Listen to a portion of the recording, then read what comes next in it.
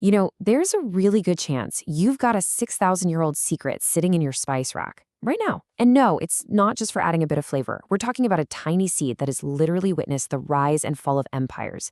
It's played a part in everything from ancient mummification all the way to modern medicine. So, let me start with a little puzzle for you. What's the one thing that connects the sacred burial rituals of the pharaohs with those amazing aromatic curries we all love today? I mean, they seem like two completely different worlds, right? Separated by thousands of years and thousands of miles. Well, the answer is fenugreek. Yep, this one small, pretty humble seed carries an absolutely incredible 6,000-year-old story. A history of medicine, of food, of ritual, and today we're gonna unpack that whole story. All right, to really get a handle on fenugreek, we have to go back in time. And I mean, way back. Think about this. Before the Great Pyramids were even a blueprint, before the Roman Empire was even a thought, this plant was already being grown and used by our ancestors. Okay, so let's get into the specifics. Formally, we're talking about Trigonella Phonum Graecum. And the name itself is basically a history lesson, which is so cool. Trigonella refers to the three-angled shape of its flowers, and Phonum Graecum, that's just Latin for Greek hay. And that's a nickname we're definitely going to come back to because trust me, it tells a fantastic story. And what's just mind-blowing here is the sheer scale of time we're dealing with. So we start way back in 4000 BC in Central Asia. Fast forward to 1500 BC, and it's not just some random crop anymore. No, it's important enough to be written down in the Ebers Papyrus. That's an ancient Egyptian medical scroll, one of the oldest and most important documents of herbal knowledge in the world. And then, just a couple centuries later, they were putting seeds of it in the tomb of King Tut himself to go with him into the afterlife. That tells you just how valuable this stuff was. So from those early origins, fenugreek's influence just started to spread, and it became a major player in some of the most powerful civilizations the world has ever known. This wasn't just some background spice you threw in a pot. Oh no, it was deeply, deeply woven into the very fabric of their daily lives. Let's take ancient Egypt, for example. Fenugreek was just incredibly versatile for them. On one hand, it was sacred. They used it in the really complex process of mummification, and they burned it as incense to honor their gods. But at the same time, it was super practical. People ate the fresh leaves and sprouts just like any other vegetable. And of course, as we just saw, its medicinal powers were so respected they were written down and cataloged by the best doctors of the era. And remember that name, Greek hay? This is where it comes from, and it perfectly shows how the plant's identity changed as it traveled. So when fenugreek gets to Greece, farmers notice its really powerful smell, and they got a clever idea.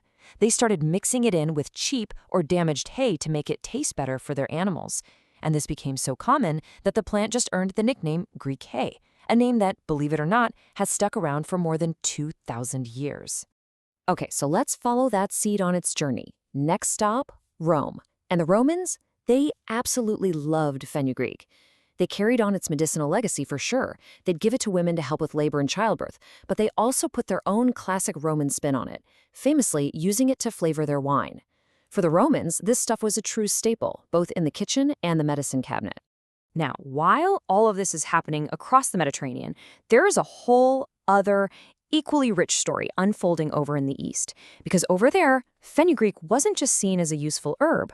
No, it was a cornerstone of two of the world's most sophisticated and ancient systems of medicine. And what's so fascinating is how these two totally distinct traditions, we're talking Ayurveda in India and traditional Chinese medicine, both independently figured out how powerful fenugreek was. In Ayurveda, it was used for, well, almost everything, from helping with diabetes to helping new mothers with lactation. And in Chinese medicine, it was prescribed as a warming tonic, something to treat weakness, get rid of cold, and support the kidneys. It's just a remarkable example of different cultures arriving at the same wisdom.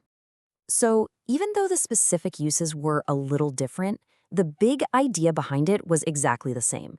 In both India and China, fenugreek was seen as this fundamental pillar of health, a powerful tool for boosting metabolism, helping digestion, and just improving your overall energy and vitality. It was, a foundational tonic. Okay, so we've traveled from ancient Egyptian tombs all the way to traditional Chinese medicine cabinets. But what does any of this mean for us, right here, right now? Well, the story of fenugreek isn't just some dusty history lesson. Its legacy is absolutely alive and well, and it's still evolving. And this is where the past and present just collide in this beautiful way. Think about it. Those ancient Ayurvedic healers who used fenugreek for diabetes. They were totally onto something. Today, modern science is actively studying its compounds for that exact reason, its effect on blood sugar. And the Romans who were flavoring their wine with it, you could say they were the ancestors of today's chefs who use that unique, kind of sweet, kind of bitter flavor as a key part of spice blends like garam masala. The ancient uses are literally still echoing in our world today. So, this 6,000-year journey of one little seed really shows us that a simple spice jar can be like a time capsule, right? It holds these incredible stories of medicine, culture, and human creativity. It really makes you wonder, doesn't it? So the next time you open your pantry, maybe you'll remember this story, and maybe you'll ask yourself, what other ancient secrets are just hiding in plain sight on my spice rack?